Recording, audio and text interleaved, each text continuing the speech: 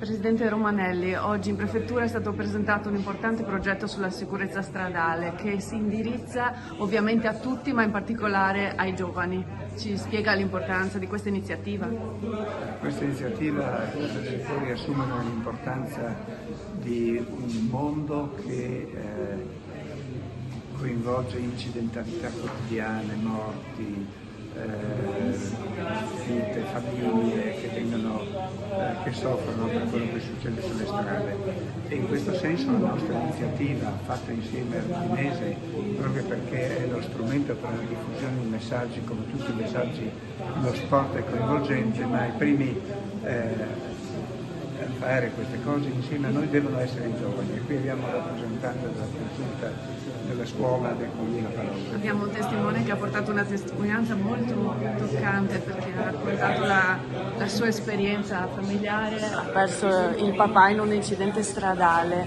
Sì, io sono qua in una doppia veste, la veste rappresentativa come referente responsabile del progetto di collaborazione della consulta provinciale studentesca Viuli sul tema della sicurezza stradale, ma sono qua prima di tutto come giovane, come studente e come figlio.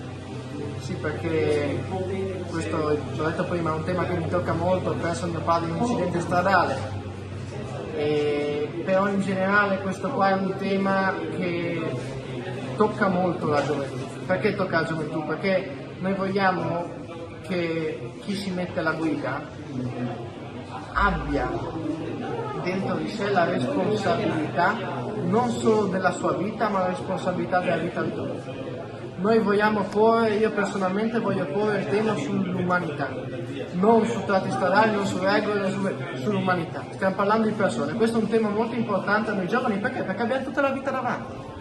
Ecco quindi che il nostro progetto, la nostra iniziativa è quella di portare una sensibilizzazione che già parte da noi giovani e vogliamo portare a chi al giorno d'oggi, quindi agli adulti, mettiamola così, e nel tempo a venire saranno i...